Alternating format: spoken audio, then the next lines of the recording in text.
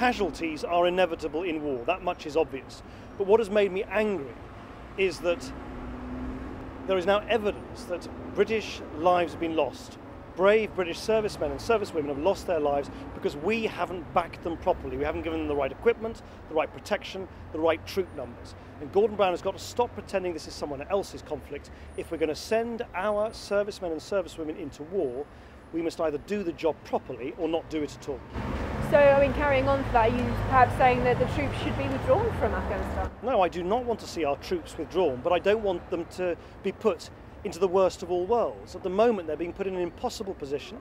They're having to fight a conflict without the necessary resources. They're having to fight a conflict in the absence of a proper political strategy about how to get Afghanistan back on its feet. And they're having to fight a war in support of an Afghan government that looks increasingly weak or downright corrupt.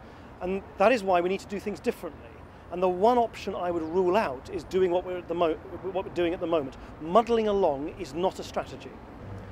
If we're going to put brave British servicemen and servicewomen, if we're going to put their lives on the line, we've got to back them to the hilt. Give them the troop numbers that military bosses have demanded. Give them the helicopters. Give them the body protection. Give them the armoured vehicles which they need to do their job properly.